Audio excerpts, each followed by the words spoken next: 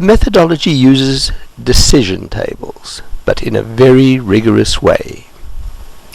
This is the basic layout of a decision table. The two quadrants along the top edge serve to define the problem space. The two along the bottom edge describe the solution. Conditions are described in the condition stub and may be thought of as a question. This question must have a well-defined set of possible answers. The rule definitions are simply combinations of the conditions' alternatives. Actions are described in the action stub and have a check mark under each rule in which they must be carried out.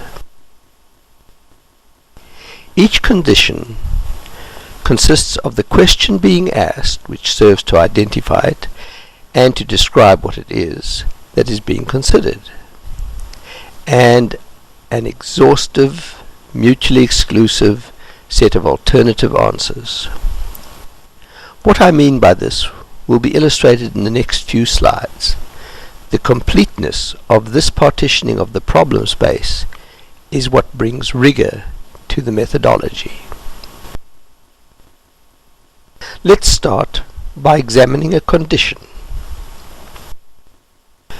Today's digital monitors use pixels to display everything. Each monitor consists of an array of these tiny pixel dots. Every single one of these dots is a different color at any moment in time. So we will confine our discussion to the dots in this circle and only the dots in this circle. Now I will change the colors of some of the dots. What we are looking for is a question. Not just any question, but one that will yield an exhaustive, mutually exclusive set of different answers. So, pick a pixel, any pixel, but confine yourself to the ones that were in the original black circle. The question is, what color is the pixel that you chose? Is it red? Is it blue? Is it green? Or yellow? But this isn't an exhaustive enumeration. What about the ones that are still black?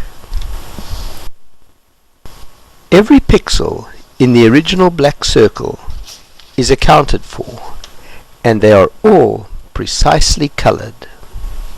None are reddish yellow or a purplish blue. Each pixel is either red, blue, green, yellow, or black.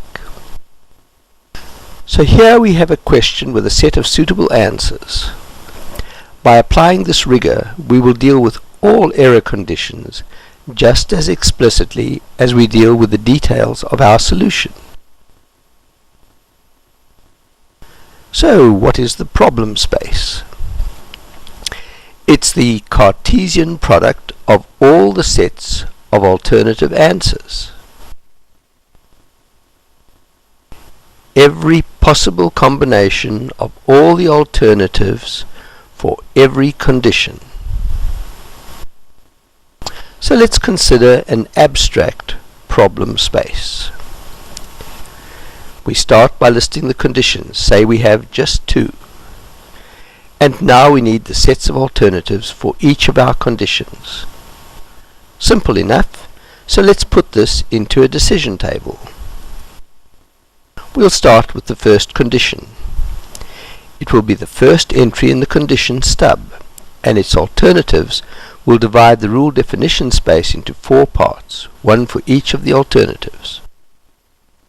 We can see from the set of alternatives of condition 2 that each of the spaces in the rule definition area is going to be divided in 2, one for yes and one for no.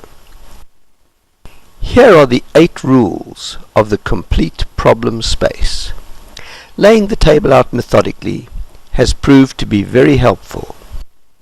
It makes it easy to check and often leads to surprising insights. Both the conditions and the sets of alternatives may be permuted into any order. The the resulting table will still have exactly 8 rules. There is a one-to-one onto mapping from the original table to any new table that results from permuting the conditions and or alternatives.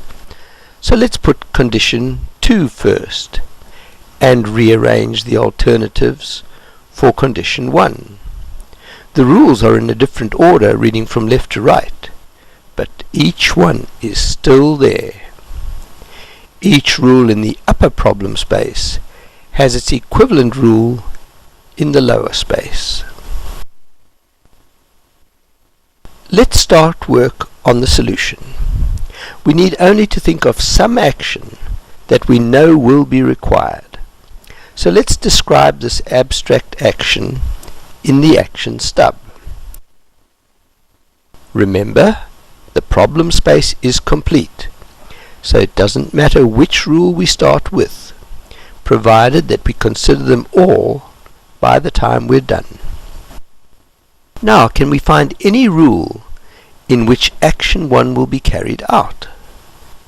Ah, yes, when condition 1 is alternative 2 and condition 2 is no.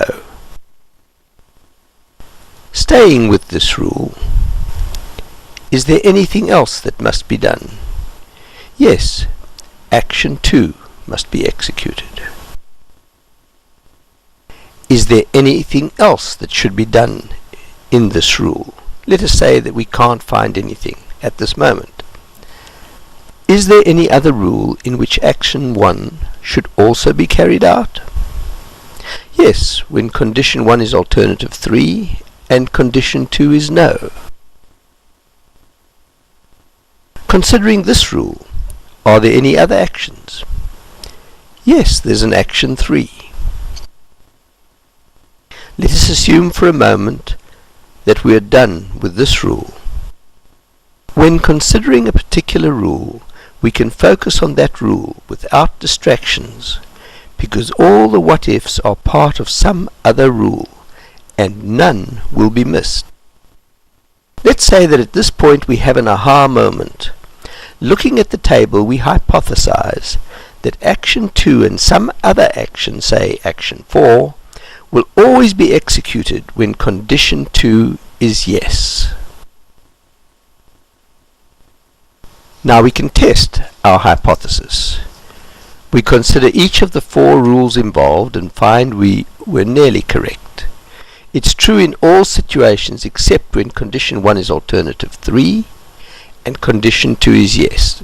Here action 4 is not executed.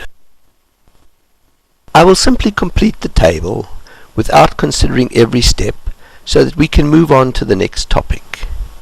Notice that there are rules with identical sets of actions. This gives rise to what I choose to call equivalence classes. These help us to decide how to optimize the table. Without walking through the actual process, here is a simpler but equivalent table. Notice that it is still complete. Look at equivalence class 0.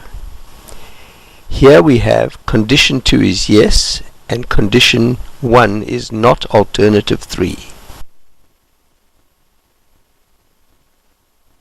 Now look at the constituents of equivalence class 1.